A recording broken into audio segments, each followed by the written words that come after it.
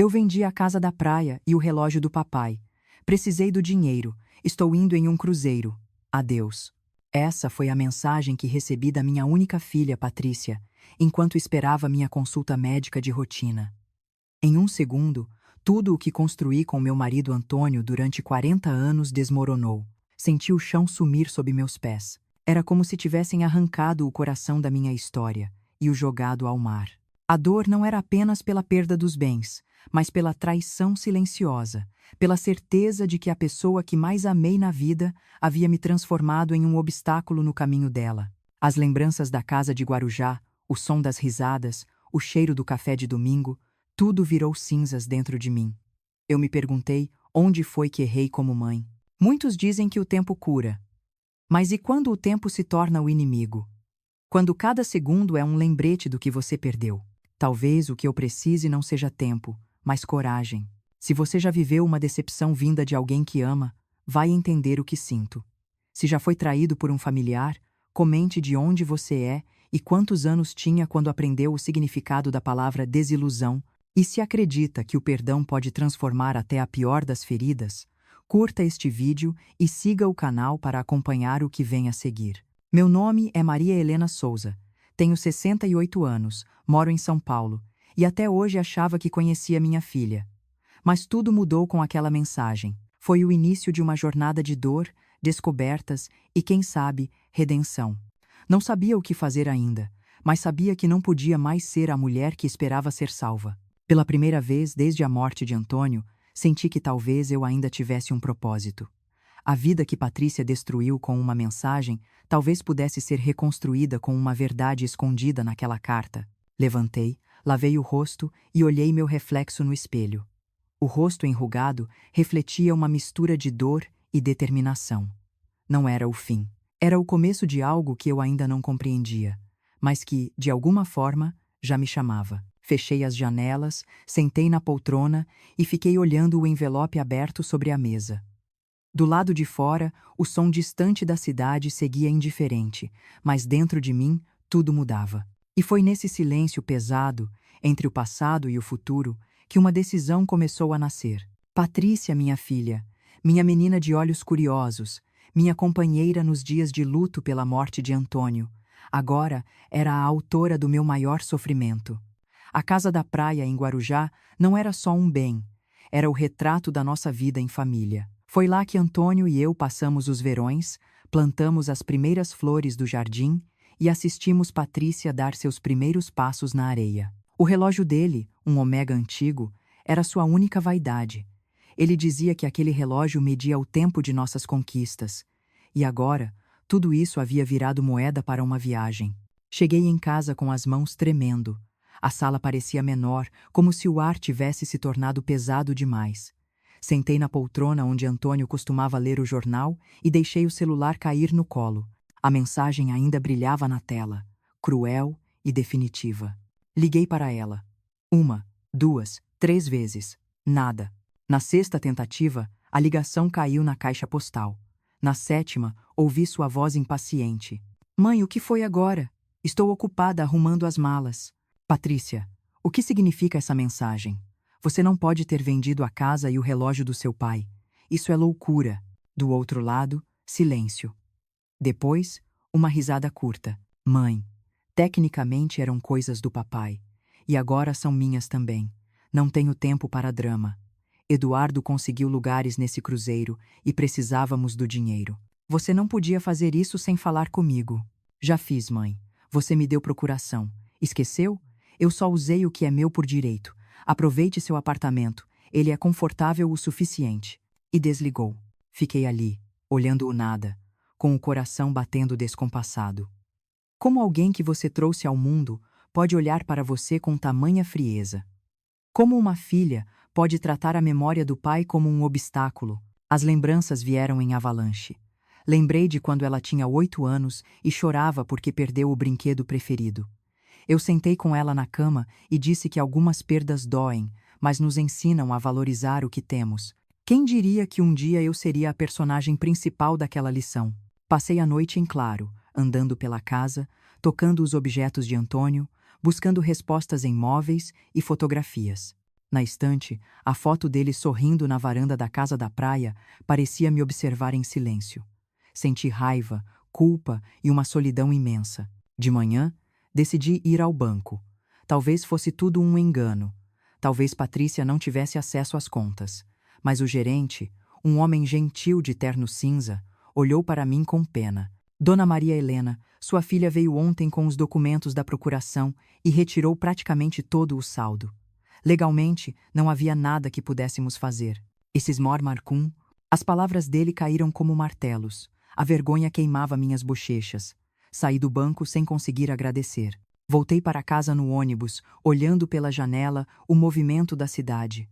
Cada rosto anônimo me parecia mais humano do que a minha própria filha. A sensação de traição era quase física, uma dor que nascia no peito e se espalhava pelos braços. Quando cheguei, me sentei no sofá e deixei que as lágrimas finalmente caíssem.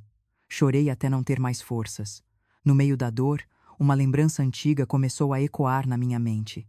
Pouco antes de morrer, Antônio me entregou um envelope pardo e disse: "Guarde isso bem, Maria. Espero que nunca precise abrir, mas se precisar, vai saber." Naquele momento, eu não tinha entendido o que ele quis dizer. O envelope ficou esquecido no fundo do meu guarda-roupa, junto de lembranças de um tempo que parecia mais simples. Subi até o quarto e comecei a revirar as gavetas. As mãos tremiam tanto que quase derrubei tudo no chão. Finalmente encontrei o envelope, amarelado pelo tempo. O coração batia tão rápido que parecia que eu estava prestes a cometer um pecado. Antes de abri-lo, olhei para o retrato de Antônio na cabeceira. "Será que é isso que você queria, meu amor? Que eu visse o que sobrou de nós?" Respirei fundo e passei o dedo pelo lacre. Dentro havia uma carta e uma pilha de documentos. A letra dele era firme, como sempre. Li a primeira linha e as lágrimas voltaram, mas dessa vez diferentes, misturadas com algo que eu não sentia há meses: esperança. "Minha querida Maria, se você está lendo isto é porque algo saiu errado, mas quero que saiba que eu me preparei para te proteger." Aquela carta era o último gesto de amor de um homem que sempre planejou tudo, até o imprevisto. Antônio previa que algo assim poderia acontecer. Fechei os olhos por um instante e ouvi sua voz em minha memória.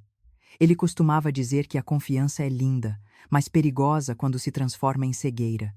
Eu confiei demais. Sentei na cama e comecei a folhear os papéis. Havia comprovantes de contas, escrituras de imóveis e anotações sobre investimentos. Antônio, silenciosamente, havia deixado uma segurança para mim. Uma segunda vida escondida, atrás da aparente simplicidade. Entre os documentos, uma frase escrita à mão me fez estremecer. "Tenha paciência, Maria. Às vezes é preciso perder tudo para descobrir o que realmente é nosso." Naquele instante, percebi que o destino ainda não tinha dado a última palavra. Peguei a carta, dobrei com cuidado e a coloquei junto ao peito. Senti uma força antiga renascer dentro de mim, como uma brasa que volta a acender depois de anos apagada. Não sabia o que fazer ainda, mas sabia que não podia mais ser a mulher que esperava ser salva. Pela primeira vez desde a morte de Antônio, senti que talvez eu ainda tivesse um propósito. A vida que Patrícia destruiu, com uma mensagem, talvez pudesse ser reconstruída com uma verdade escondida naquela carta. Levantei, lavei o rosto e olhei meu reflexo no espelho. O rosto enrugado refletia uma mistura de dor e determinação. Não era o fim, era o começo de algo que eu ainda não compreendia, mas que de alguma forma já me chamava. Fechei as janelas, sentei na poltrona e fiquei olhando o envelope aberto sobre a mesa. Do lado de fora, o som distante da cidade seguia indiferente, mas dentro de mim tudo mudava. E foi nesse silêncio pesado, entre o passado e o futuro, que uma decisão começou a nascer. Passei a noite sentada na poltrona, sem conseguir dormir. A carta de Antônio repousava sobre minha mesa, como um pedaço de luz em meio à escuridão. As palavras dele me davam força, mas a dor ainda era maior do que tudo. Patrícia, minha filha, havia me arrancado não só o dinheiro, mas o sentido de confiança que me mantinha viva depois da morte de Antônio. O relógio da parede marcava 7 horas quando decidi ligar novamente. As mãos tremiam, mas disquei mesmo assim. Ela atendeu depois de alguns toques. "Mãe, de novo? O que foi agora?" "Patrícia, precisamos conversar. Você não podia ter feito isso. Essa casa era do seu pai. Era nossa história. Ela suspirou do outro lado da linha, como quem fala com uma criança teimosa. Mãe, você sempre foi sentimental demais. Eu apenas usei o que é meu. A casa estava abandonada. O relógio era velho. E, sinceramente, você não precisa de nada disso. Precisa viver o presente. E vender o passado é o seu jeito de viver o presente? Perguntei, sentindo o coração apertar. Mãe, eu não vou discutir. Eduardo e eu embarcamos amanhã. Precisávamos do dinheiro. É simples assim. Ela desligou. O silêncio que ficou foi ensurdecedor. Eu queria gritar, quebrar algo, mas não consegui. Apenas fiquei ali, olhando para o nada, tentando entender em que momento minha filha havia se tornado uma estranha. Peguei a carta de Antônio e reli o trecho em que ele dizia que a confiança cega pode ser uma armadilha. Era isso. Eu havia me enganado ao acreditar que amor bastava para segurar uma família. As horas seguintes foram um borrão. Lembro-me de sair de casa, pegar o metrô e caminhar até o centro. Entrei no banco decidida a confirmar o que o gerente havia dito. O homem, o mesmo do dia anterior, me recebeu com um olhar compadecido. Dona Maria Helena, sua filha apresentou toda a documentação. Está tudo dentro da lei. Infelizmente não há nada que possamos fazer. Então é isso. Ela ficou com tudo? Com quase tudo, sim. Há apenas uma pequena conta em seu nome, que não foi movimentada. Saí dali com o corpo leve e o coração despedaçado. Caminhei sem rumo pelas ruas, cercada por pessoas que seguiam suas rotinas, enquanto o meu mundo parecia ter parado. Às vezes, quando a vida desaba, o som da cidade se torna um ruído distante, quase cruel. De volta ao apartamento, sentei-me no sofá e encarei o retrato de família na parede. Antônio, eu e Patrícia, sorrindo em frente à casa da praia. A lembrança do cheiro de maresia, das risadas, das noites em que fazíamos churrasco com os vizinhos, tudo isso me esmagava. Foi então que algo dentro de mim mudou. A dor começou a se misturar com uma raiva silenciosa. Não raiva por ter perdido o dinheiro, mas por ter sido enganada, manipulada por alguém em quem eu confiava cegamente. Peguei o envelope de Antônio de novo e decidi ligar para o advogado indicado na carta. Dr. Renato Albuquerque atendeu com uma voz calma e segura. Dona Maria Helena, seu marido era um homem inteligente. Ele previu muitas coisas. Venha até o escritório amanhã cedo, conversaremos com calma. Desliguei e, pela primeira vez em dias, senti que tinha um caminho. Mas naquela noite, sozinha na sala, a raiva voltou a queimar. Peguei o celular e abri as redes sociais. Lá estava ela, Patrícia, sorrindo em uma foto no aeroporto ao lado de Eduardo com a legenda: Prontos para o Caribe. A vida é feita de escolhas. As lágrimas vieram com força. Escolhas. Sim, ela tinha feito as dela. E agora, eu também faria as minhas. Fiquei olhando a tela e pensei em tudo o que vivi. Quantas vezes deixei de viajar para pagar o colégio dela? Quantas noites virei costurando para completar o orçamento? Quantas vezes disse sim quando queria dizer não só para vê-la feliz? A pergunta martelava dentro de mim. O amor de mãe tem limite? E é aqui que eu quero te perguntar. Você já foi traído por alguém da sua própria família? Já sentiu o peso de amar quem te machuca? Se sim, escreva nos comentários de onde você é e quantos anos tinha quando aprendeu que o amor também pode doer. Mas, se acredita que o perdão é mais forte que qualquer ferida, curta este vídeo e siga o canal para acompanhar o que vem a seguir. Porque às vezes, é no fundo da dor que nasce a força que muda tudo. Apaguei o celular e encostei a cabeça no encosto da poltrona.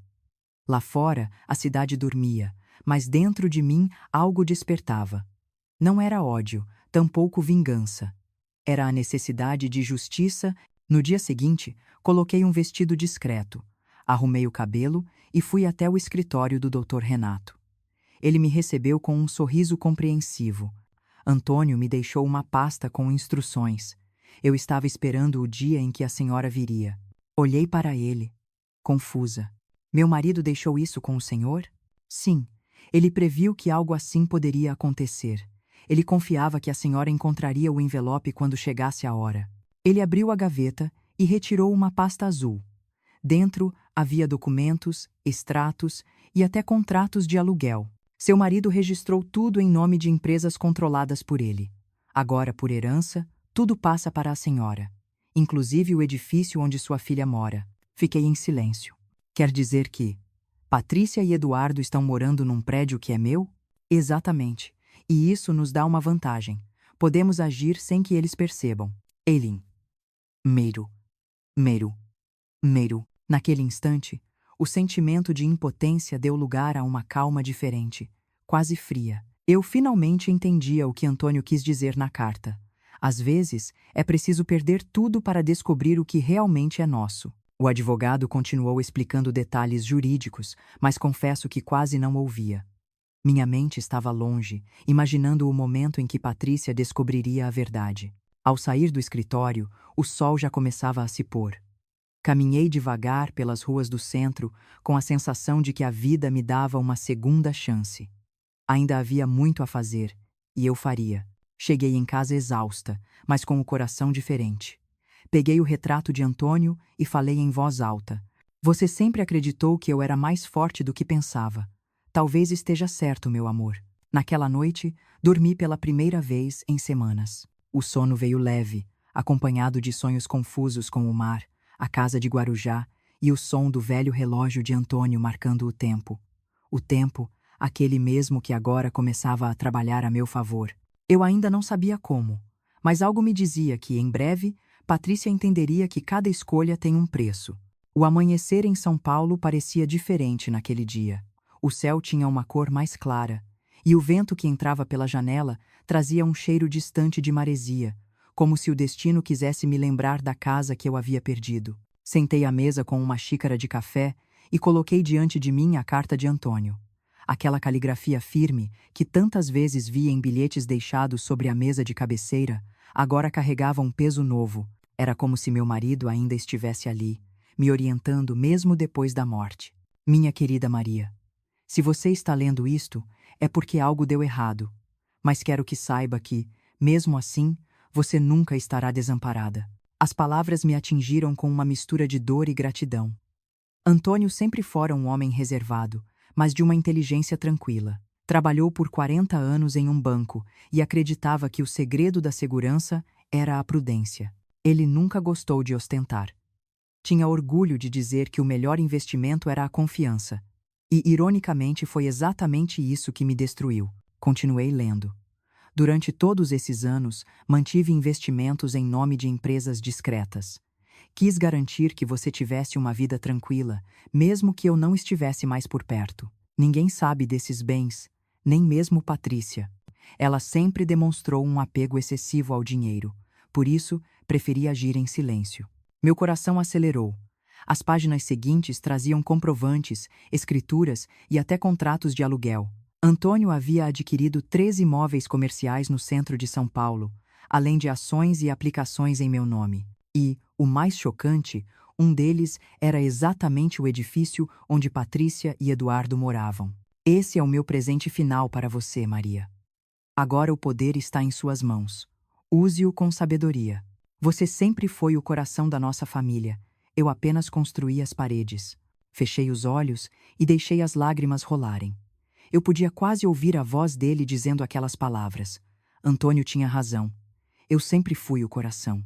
Mas o coração também sangra, e o meu ainda estava ferido. Guardei os documentos com cuidado e liguei para o Dr. Renato. Precisava confirmar tudo. Ele me recebeu no escritório no mesmo dia, com o mesmo olhar sereno. Eu revisei os papéis que seu marido deixou, disse ele, ajustando os óculos. Está tudo em ordem.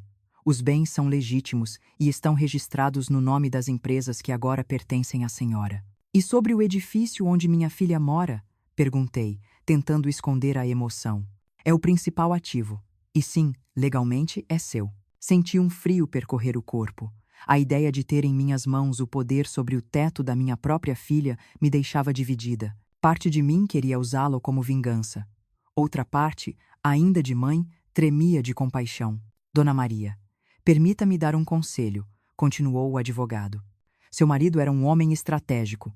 Ele planejou tudo para lhe dar não apenas proteção, mas escolha. Patrícia acha que a deixou sem nada. Talvez o melhor caminho seja deixá-la acreditar nisso por enquanto. Quer que eu finja? Quero que a senhora observe. Às vezes, a justiça precisa de paciência para se revelar. Saí do escritório sentindo o peso de uma verdade. Antônio havia me deixado mais do que bens. Ele me deixara um plano. Nos dias seguintes, minha rotina se tornou um teatro silencioso. Eu ia ao mercado, cumprimentava os vizinhos, sorria quando me perguntavam como estava. Todos comentavam o escândalo. Coitada da Dona Maria, a filha levou tudo. Eu apenas respondia com serenidade. A vida ensina, minha amiga. Uma hora, tudo volta. À noite, revisava os documentos. Aprendi a entender o significado de termos jurídicos, a acompanhar as movimentações das empresas. Dr. Renato me orientava em cada passo. Quanto mais eu mergulhava naqueles papéis, mais percebia que Antônio havia construído uma fortaleza invisível em torno de mim. Mas o que me mantinha acordada não era o medo, e sim a dúvida. O que fazer com tudo isso? Deveria usar o poder para punir minha filha ou tentar trazê-la de volta? As respostas começaram a surgir quando, certa manhã, recebi uma ligação inesperada. Era Patrícia. Oi, mãe. Tudo bem? A voz dela soava leve, como se nada tivesse acontecido. Tudo, filha. E você?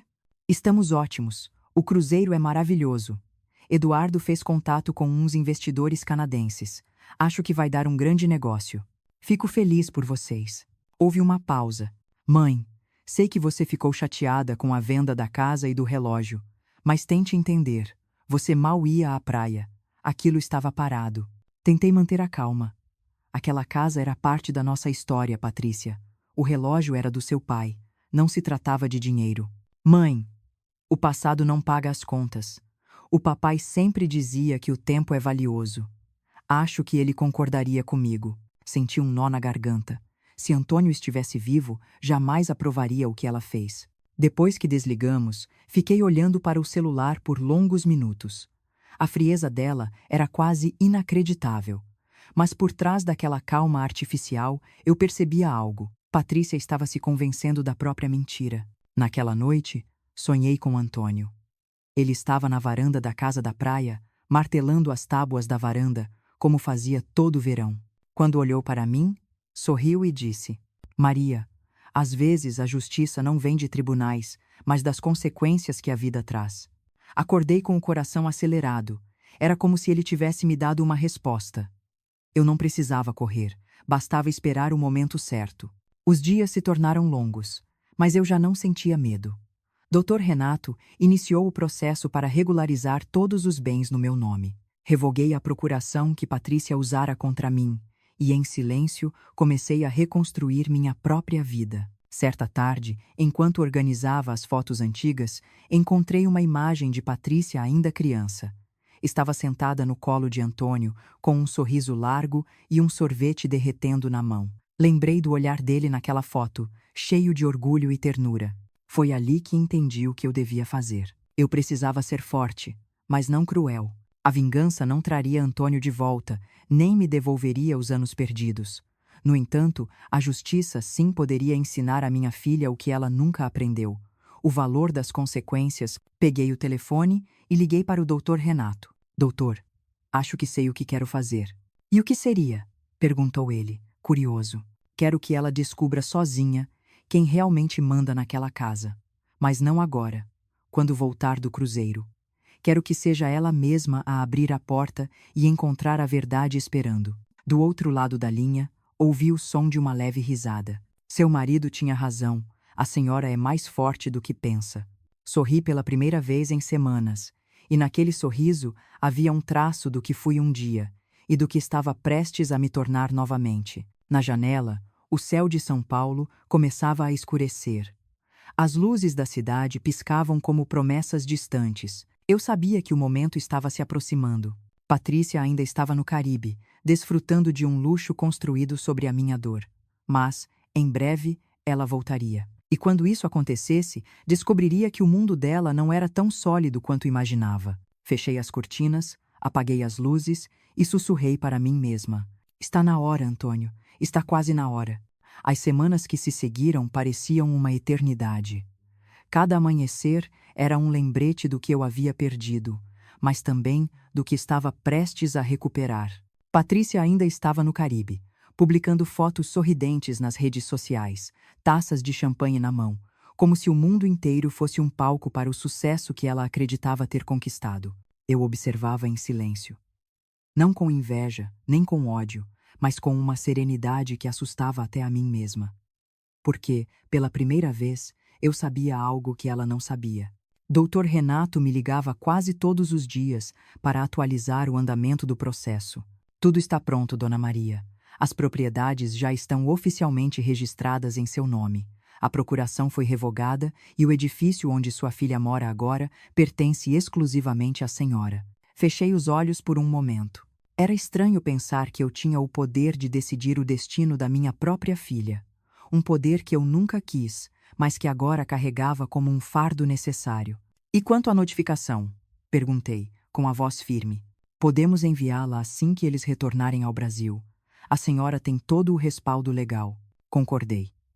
Era o momento certo, mas o coração ainda hesitava.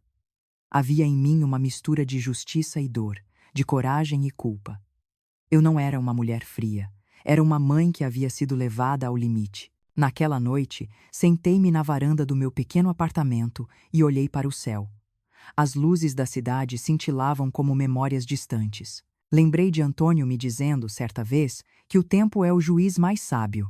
Ele não esquece, Maria. Apenas espera. Agora, eu entendia o que ele queria dizer. O dia em que Patrícia voltou, chegou com o barulho dos trovões de uma tarde chuvosa. Recebi uma mensagem do Dr. Renato logo cedo. Eles pousaram em São Paulo esta manhã. Podemos proceder? Respirei fundo antes de responder. Sim, doutor. Proceda. Algumas horas depois, ele confirmou. A notificação foi entregue no condomínio. O porteiro recebeu em mãos. O coração disparou. Era real. Eu havia cruzado a linha invisível entre a dor e a ação. Patrícia logo saberia que o mundo que ela acreditava possuir não passava de uma ilusão. Esperei o inevitável toque da campainha. E ele veio. Às 11h37, ouvi o som metálico ecoando pela sala. Meu corpo inteiro estremeceu. Quando abri a porta, lá estava ela, Patrícia, com olheiras profundas, o cabelo desalinhado e um papel amarrotado nas mãos. Atrás dela, Eduardo parecia exausto e irritado. — O que é isso, mãe? Gritou ela, estendendo a notificação diante do meu rosto. Isso é algum tipo de brincadeira doentia? Diz aqui que temos 30 dias para deixar o apartamento. E que a proprietária é você. Mirei seus olhos, sem recuar. Não é brincadeira, Patrícia. É a verdade. Eu sou a dona do edifício onde vocês moram. Ela riu, uma risada nervosa e incrédula. Você enlouqueceu. Compramos aquele apartamento há 3 anos. Está tudo documentado. Vocês compraram o direito de uso, não a propriedade. O prédio pertence à empresa criada pelo seu pai. E agora, pertence a mim. O rosto dela empalideceu. Eduardo deu um passo à frente, tentando me intimidar. Isso é absurdo. Vamos contestar. Podem tentar, respondi calmamente. O Dr. Renato tem toda a documentação. Está tudo legalizado. O silêncio que se seguiu foi pesado. Eu podia ouvir o som da chuva batendo na janela. Patrícia deixou o papel cair no chão e se sentou no sofá, com as mãos no rosto. Por que está fazendo isso, mãe? Quer me humilhar? Acernon. Não, filha. Quero que aprenda. Durante anos confiei em você. Dei tudo o que podia. E o que recebi foi desprezo. Vender a casa que seu pai construiu, o relógio que ele usou por 40 anos. Você destruiu mais do que bens. Destruiu nossa história. Ela começou a chorar, mas as lágrimas não me tocaram. Já as tinha visto antes, usadas como desculpa, como arma. Mãe, me desculpa. Foi um erro. Eduardo disse que era só um empréstimo temporário, que o dinheiro voltaria. Olhei para o genro, que desviou o olhar. E voltou? Perguntei, com ironia. Eduardo balançou a cabeça sem resposta. Patrícia soluçou, e pela primeira vez eu vi medo em seus olhos. Medo de perder tudo, medo de si mesma. Você sempre teve tudo nas mãos, Patrícia, mas nunca aprendeu o valor de nada. Talvez agora, sem luxo, sem desculpas, entenda. Ela se levantou e deu um passo em minha direção. O que vai fazer conosco? Dar-lhes 30 dias para sair. É o prazo da notificação. Depois disso, o apartamento será alugado a quem o merecer. Eduardo murmurou algo, revoltado. Você é cruel, cruel. A palavra ficou ecoando na minha mente. Seria isso o que eu tinha me tornado? Não. Eu não era cruel. Eu apenas estava cansada de ser enganada. Vocês ainda têm dinheiro da venda da casa e do relógio, disse. Use-o para encontrar um lugar mais modesto. Talvez assim entendam o que é começar do zero. Patrícia me olhou com desespero. Mãe, por favor, não faça isso. Eu não tenho ninguém além de você. E eu, Patrícia, o que eu tinha quando você me deixou sem nada? Ela ficou em silêncio, e pela primeira vez desde que tudo começou, percebi algo novo em seu rosto.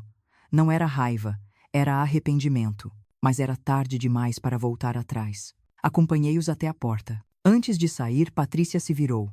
Você nunca vai me perdoar, vai? Fechei os olhos por um instante. O perdão vem com o tempo, filha. Mas o tempo cobra caro. Quando a porta se fechou, o som ecoou como um ponto final. Mas dentro de mim, eu sabia que não era o fim. Era apenas o início de algo mais profundo, algo que nem eu compreendia completamente. Naquela noite, sentei na mesma poltrona onde recebi a primeira mensagem dela. O círculo havia se fechado. Agora, éramos duas mulheres feridas, presas em um jogo de amor e consequências. Olhei para a fotografia de Antônio na parede. Ela chorou hoje, sussurrei. Mas eu não senti alívio. Senti apenas tristeza. Fechei os olhos e imaginei o mar de Guarujá, calmo e distante. Lá fora, a chuva cessava, e o som do vento parecia carregar uma mensagem invisível. Eu sabia que algo estava mudando, que por trás das lágrimas de Patrícia havia uma semente que talvez um dia germinasse. Mas por enquanto, o silêncio reinava. Um silêncio que prometia mais do que descanso, prometia o próximo movimento. A casa parecia mais silenciosa depois que Patrícia e Eduardo foram embora. Por dias, evitei olhar para o sofá onde ela havia chorado ou para o tapete onde a notificação caiu de suas mãos. Tudo naquele apartamento guardava o eco de uma ferida aberta. Mas o silêncio, com o tempo, começou a se transformar em algo diferente. Não mais um vazio, e sim uma pausa. Como se a vida estivesse me dando um espaço para pensar antes do próximo passo. O Dr. Renato me ligava com frequência, sempre educado, perguntando se eu estava bem. As providências legais já estão concluídas, Dona Maria. Sua filha tem 30 dias. Depois disso, o apartamento será formalmente retomado. Obrigada, doutor. Por enquanto, deixemos o tempo trabalhar. Respondi. O tempo. Essa palavra agora tinha outro peso. Certa noite, sentei na poltrona de sempre e abri o álbum antigo que guardava fotos da casa de Guarujá. Ali estavam os verões de uma vida inteira. Antônio sorrindo com uma cerveja na mão, Patrícia ainda menina construindo castelos de areia, eu com o cabelo solto dançando desajeitada na varanda. Cada foto era uma lembrança, mas também uma ferida. Lembrei-me de quando compramos aquela casa. Antônio havia passado anos economizando. Quero um lugar onde a gente possa envelhecer olhando o mar, ele dizia. E foi ali, naquele pedaço de praia, que criamos o melhor de nós. Mas agora, aquele refúgio estava perdido, vendido por minha própria filha. Peguei o retrato de Antônio que ficava na parede e o encarei longamente. O que eu faço agora, meu amor? Já fiz justiça, mas não me sinto vitoriosa, só cansada. Talvez fosse hora de voltar a Guarujá, pensei. Não para reviver o passado, mas para enfrentar o que restou dele. 2 dias depois, liguei para o Dr. Renato. Quero visitar a casa. M. Claro, Dona Maria, ela está novamente em seu nome. Posso providenciar o transporte. Na manhã seguinte, um carro me esperava. A viagem foi longa, mas o caminho conhecido. Quando avistei o mar pela janela, senti algo se mover dentro de mim. Não era alegria, nem tristeza. Era um tipo de reencontro. A casa estava lá, pintura descascada, jardim mal cuidado, mas ainda de pé. Toquei a madeira da porta e o cheiro de sal misturado com lembranças me atingiu de uma vez. Entrei devagar. Cada cômodo parecia falar comigo. Na sala, o sofá coberto por um lençol branco ainda guardava as marcas de nossas noites de risadas. Na cozinha, a mesa onde Antônio insistia em tomar café de frente para o mar continuava no mesmo lugar. Subi até o quarto e abri as janelas. O vento trouxe de volta o som das ondas. Por um momento, fechei os olhos e imaginei Antônio sentado ao meu lado, rindo de alguma piada simples. Foi ali, de pé diante da janela, que percebi algo importante. A justiça que eu buscava não estava em tirar algo de Patrícia, mas em recuperar o que era meu, não apenas os bens, mas a minha paz. Passei o dia limpando, tirando poeira, ajeitando cortinas, como quem reconstrói o próprio coração. À tarde, sentei-me na varanda e observei o pôr do sol. A cor alaranjada se espalhava pelo céu como um quadro vivo. E pela primeira vez em meses, consegui respirar em paz. Enquanto o mar sussurrava, pensei em Patrícia. Será que ela também estava olhando o mesmo horizonte em outro lugar? Será que lembrava de nós? Peguei o celular e, por impulso, procurei o número dela. Nenhuma mensagem nova, nenhum sinal. Durante o jantar simples que preparei para mim mesma, percebi que não era ódio o que sentia, mas saudade. Saudade da filha que ela foi um dia, antes do mundo transformá-la. Passei a noite na casa, dormindo no mesmo quarto que dividia com Antônio. O som do mar embalava o sono, e por um instante sonhei com ele de novo. No sonho, ele estava arrumando a varanda. Você voltou, Maria, dizia, com aquele sorriso tranquilo. Agora falta o resto. Acordei com o sol batendo no rosto e a sensação de que aquele resto tinha um significado maior. Talvez fosse hora de reconstruir algo novo não apenas para mim, mas para ela também. Ao voltar para São Paulo, liguei para o Dr. Renato. Doutor, pensei em uma coisa. Quero oferecer uma alternativa para Patrícia. Alternativa? Sim. Quero dar a ela uma chance. Não quero apenas tirá-la do apartamento. Quero ver se ainda existe algo de bom nela. Esses oro, var momentos snove estário derado. Do outro lado da linha, ouvi o silêncio respeitoso do advogado.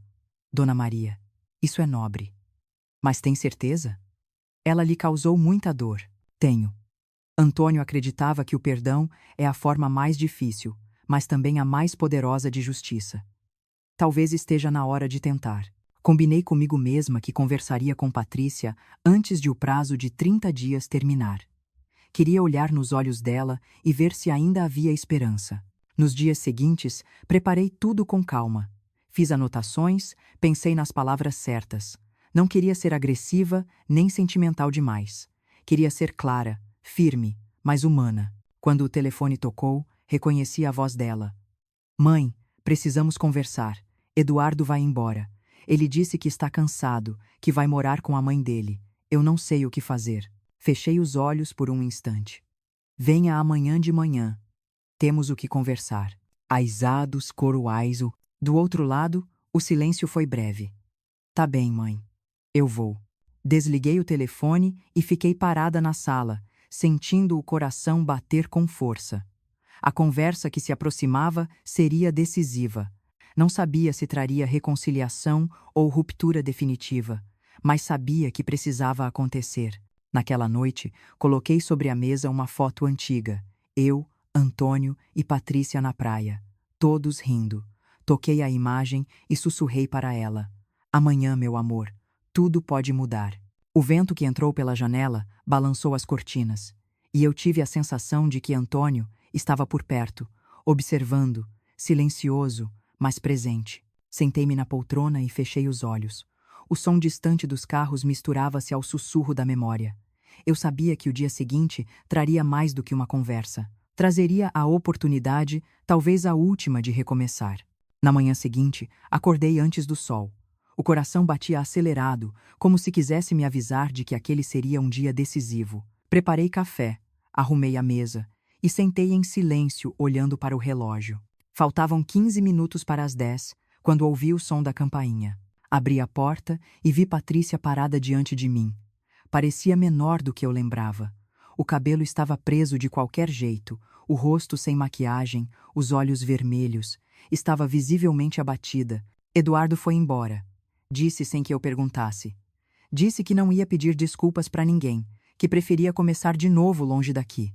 Afastei-me para deixá-la entrar. Entre, Patrícia. Sente-se. Precisamos conversar.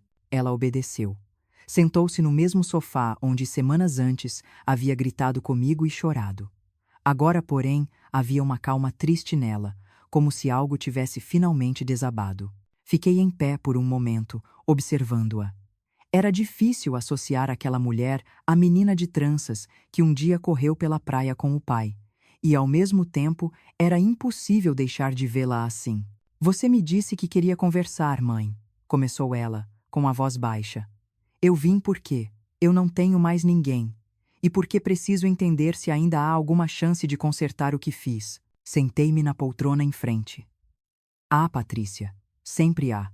Mas depende do que você está disposta a fazer. Ela levantou os olhos. Qualquer coisa. Respirei fundo. Você sabe que o prazo do despejo está acabando. Poderia deixá-la lá na rua. E ninguém me julgaria por isso. Mas não é isso que eu quero. Quero que aprenda, que reconstrua a própria vida, mesmo que comece do zero. Ela esperou. Tensa. Vou lhe oferecer uma alternativa. Um apartamento pequeno, em um dos meus outros prédios. É simples, mas digno. Não pagará aluguel, mas terá condições. Condições? Sim. Olhei diretamente em seus olhos. Você vai trabalhar.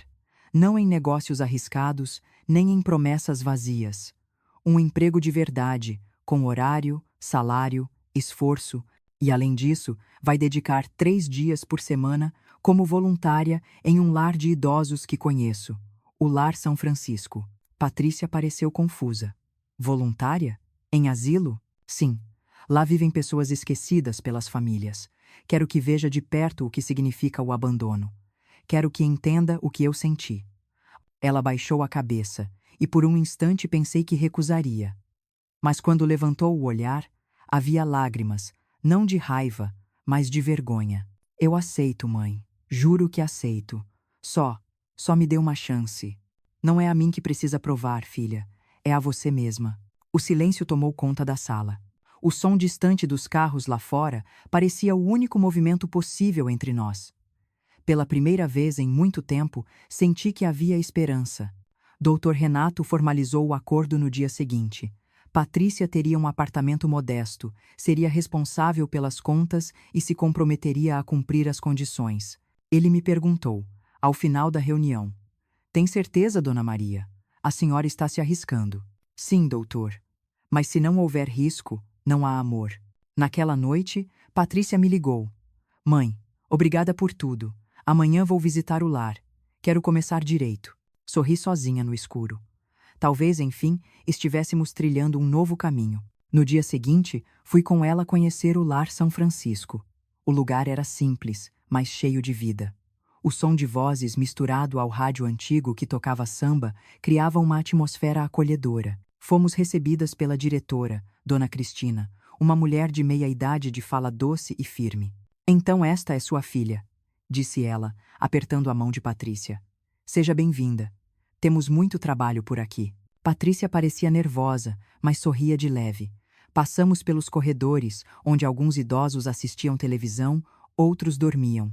Um senhor de olhar perdido segurava um violão sem cordas. Ele se chama Seu Orlando, explicou Dona Cristina.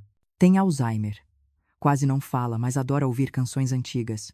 Enquanto Dona Cristina falava, observei Patrícia olhando para aquele homem com atenção. Algo em seu olhar mudou naquele instante. Não era pena, era empatia. No final da visita, ela me abraçou. Eu quero tentar, mãe. Juro que quero. Os dias seguintes foram de silêncio e expectativa. Eu evitava ligar, deixava que ela me procurasse. Queria que aprendesse sozinha a enfrentar a realidade. E, surpreendentemente, ela o fez. Começou a frequentar o lar com regularidade, ajudando nas refeições, conversando com os idosos, ouvindo histórias repetidas 1000 vezes com paciência. Às vezes, me mandava mensagens breves. Hoje o seu Orlando sorriu. Ou então, a dona Olívia me contou sobre o marido que esperou por ela 40 anos.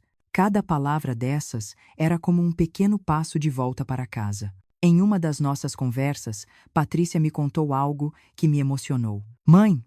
Hoje o seu Orlando começou a gritar. Ninguém conseguia acalmá-lo. Eu só sentei ao lado dele e comecei a cantar uma música que ele tinha mencionado. E ele parou.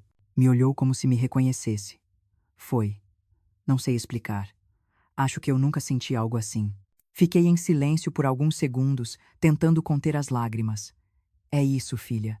Às vezes, o amor está nas coisas simples, nas que não se compram. Ela riu baixinho. Acho que o papai gostaria de ver isso. Ele está vendo, respondi. Naquela noite, deitei com o coração leve. A semente que Antônio sempre acreditou existir nela, finalmente começava a germinar. Mas a vida, como o mar, nunca fica parada por muito tempo. Alguns dias depois, recebi um telefonema de Dona Cristina. Dona Maria, desculpe ligar tarde, mas achei que a senhora devia saber. Sua filha está se destacando no trabalho voluntário.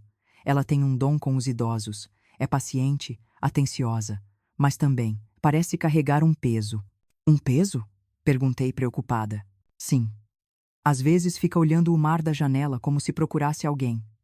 Acho que ainda tem coisas que ela precisa dizer à senhora. Agradeci e desliguei. Fiquei olhando pela janela do meu apartamento, imaginando Patrícia parada ali, olhando o horizonte e talvez pensando no que havia perdido. Algo me dizia que o próximo passo seria o mais difícil, o momento em que precisaríamos falar não sobre o que foi feito, mas sobre o que ainda podia ser reconstruído. Fechei os olhos e pedi em silêncio.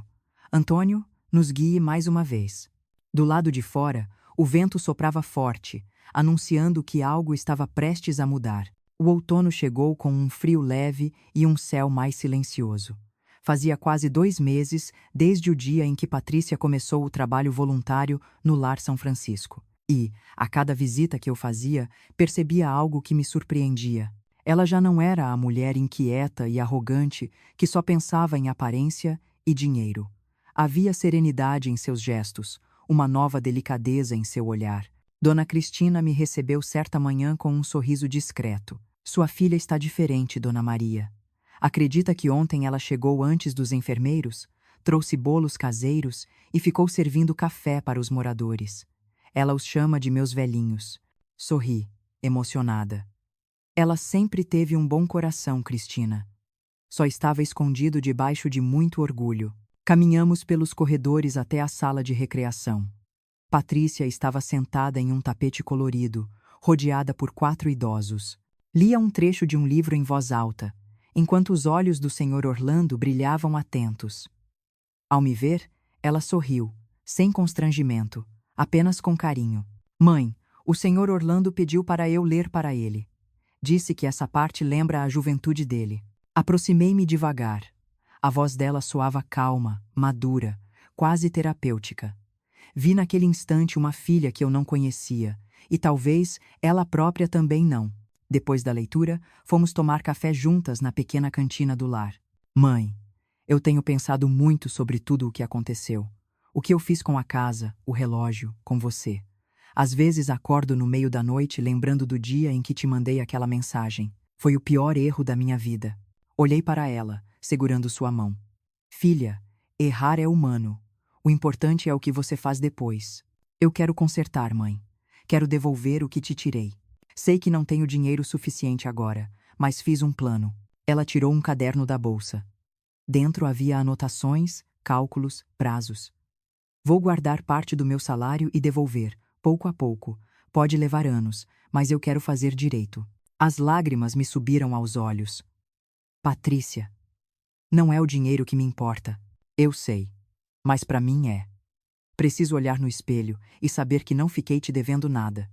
Nem moralmente, nem financeiramente. Ah, fiquei em silêncio por um instante. Era a primeira vez em muito tempo que via em sua voz não a vaidade, mas a responsabilidade. Os dias seguintes mostraram ainda mais mudanças. Patrícia conseguiu um emprego como recepcionista em uma clínica médica próxima ao lar. Trabalhava meio período e o resto do tempo dedicava aos idosos. Dona Cristina me ligava de tempos em tempos para contar as novidades. Hoje sua filha organizou uma tarde de música. Cantou com os moradores. Até o Sr. Orlando tentou acompanhar. Eu sorria, imaginando a cena. Em um domingo, decidi visitá-la no novo apartamento. Toquei a campainha e ouvi passos apressados. Quando a porta se abriu, encontrei um lar simples, mas arrumado com carinho. Havia flores na janela, uma mesa pequena com toalha branca e na parede algo que me fez chorar. Eram fotos, fotos dos moradores do lar, de Dona Cristina, do Sr. Orlando. Patrícia havia colocado cada uma em um porta-retrato barato, mas cheio de significado. São meus amigos, explicou ela, meio sem graça. Gosto de tê-los por perto. Me lembram que posso fazer a diferença na vida de alguém. Caminhei pelo pequeno espaço, tocando as molduras. Você fez da sua casa um espelho da sua alma, filha. Ela sorriu. Ainda está em reforma, como eu. Jantamos juntas. Nada luxuoso, mas feito com amor. Arroz, feijão, frango e salada. Fui eu quem cozinhei, disse orgulhosa. Lembrei de quantas vezes ela zombou de mim por eu insistir em fazer comida em casa. E agora, ali, diante de uma mesa simples, senti que talvez meu papel de mãe finalmente estivesse completo. Depois do jantar, Patrícia me contou algo que me deixou sem palavras. Sabe, mãe, esses dias estava ajudando um senhor cego a caminhar pelo pátio. Ele me perguntou se eu acreditava em segundas chances. Eu disse que sim, e percebi que era a primeira vez que eu realmente acreditava nisso. Não consegui responder. Apenas segurei sua mão. Antes de ir embora, reparei em um envelope sobre a mesa. O que é isso? Perguntei. Ah, é um pedido de licença que fiz na clínica. Quero estudar. Sempre sonhei em trabalhar na área da saúde, mas o Eduardo dizia que era bobagem. Quero começar um curso técnico de enfermagem. Enfermagem? Repeti surpresa. Sim. Quero cuidar das pessoas. Acho que é isso que nasci para fazer. O orgulho me encheu o peito. Seu pai ficaria tão feliz em ouvir isso. Eu sei, mãe. Às vezes sinto como se ele ainda estivesse por perto, como se me guiasse de algum jeito. Naquele instante, o silêncio entre nós era leve, diferente de todos os anteriores. Um silêncio cheio de amor e reconciliação. Quando cheguei em casa, sentei na poltrona e olhei o retrato de Antônio. Ela está mudando, meu amor. Você tinha razão. Ela sempre teve algo bom dentro dela. Nos meses seguintes, a transformação de Patrícia ficou evidente. O Lar São Francisco virou sua segunda casa. Organizou campanhas para arrecadar doações, liderou atividades e até ensinou os idosos a usar o celular para falar com familiares. Um dia, Dona Cristina me chamou para uma conversa reservada. Dona Maria, não sei o que aconteceu entre vocês, mas preciso dizer uma coisa. Sua filha tem um dom. Ela traz luz para esse lugar. Nunca vi alguém transformar tanto o ambiente. Saí de lá chorando. Mas eram lágrimas de orgulho, não de tristeza. O tempo passou. As feridas começaram a cicatrizar. Patrícia me visitava todos os domingos. Às vezes trazia flores, às vezes só abraços. E, em cada um deles, havia um pedido silencioso de perdão que eu já havia concedido sem precisar de palavras. Em uma dessas tardes, ela chegou com uma carta nas mãos. Mãe, encontrei isso entre as coisas do papai. Acho que você nunca viu. Era uma segunda carta de Antônio. O envelope dizia: para ser aberta quando o perdão florescer. Olhei para ela, surpresa. Quer ler comigo? Quero. Abrimos o envelope juntas. A letra de Antônio ainda firme, ainda familiar. A primeira linha dizia: se estão lendo isto, é porque a paz voltou a habitar em nossa família. Olhei para a Patrícia. Ela chorava, mas sorria. Continuei lendo, sem imaginar que aquelas palavras mudariam novamente o rumo das nossas vidas. Lemos a carta de Antônio em silêncio. As palavras dele pareciam atravessar o tempo e chegar até nós com uma doçura firme, como se ele estivesse sentado ao nosso lado. Minhas queridas Maria e Patrícia, começava. Se estão lendo isto é porque a paz voltou a habitar nesta família. Significa que o perdão venceu o orgulho e que o amor, apesar de tudo, sobreviveu. E é por isso que quero lhes contar um último segredo. Olhei para Patrícia. Ela enxugava as lágrimas tentando sorrir. Continuei lendo. Há alguns anos, comprei um pequeno terreno ao lado da nossa casa em Guarujá. Nunca lhes falei sobre isso porque queria que fosse uma surpresa. Sempre sonhei em ver vocês duas construindo algo juntas. Talvez uma nova casa, talvez algo maior. O destino decidiria. Agora esse terreno pertence às duas. Façam dele um símbolo do recomeço. Por um momento, fiquei sem ar. Patrícia apertou minha mão. Mãe, ele sempre soube. Sempre acreditou que a gente ia se reencontrar. Dobrei a carta com cuidado. Seu pai nunca fez nada por acaso. Acho que ele nos deixou não apenas um presente, mas uma missão. Nos dias seguintes, aquela ideia não saiu da minha cabeça. Fui até Guarujá com Patrícia para ver o terreno. O sol de fim de tarde deixava o mar dourado, e o vento trazia o cheiro de infância. O espaço era simples, com vista parcial para o oceano e uma pequena trilha de areia. "É lindo, mãe", disse Patrícia emocionada. "Podíamos construir algo aqui, não pra gente, mas pros outros." Pros outros? Sim. Um lugar para os idosos do Lar São Francisco passarem fins de semana. Muitos deles nunca viram o mar. Poderíamos chamar de Recanto Antônio. Fiquei olhando para ela, surpresa. Não era a filha egoísta de antes que falava comigo. Era uma mulher madura, com propósito. Senti orgulho. Um orgulho calmo, cheio de paz. Voltamos a São Paulo decididas a transformar a ideia em realidade. Com a ajuda do Dr. Renato, iniciamos os trâmites legais. O projeto tomou forma rapidamente. Arquitetos, voluntários e até alguns empresários locais se ofereceram para ajudar. Durante os meses de construção, Patrícia trabalhava de manhã na clínica, estudava à noite e nos fins de semana acompanhava as obras. Ela mesma escolheu as cores das paredes, os móveis simples, os espaços amplos e iluminados. Quando o Recanto Antônio finalmente ficou pronto, parecia um pedaço de céu.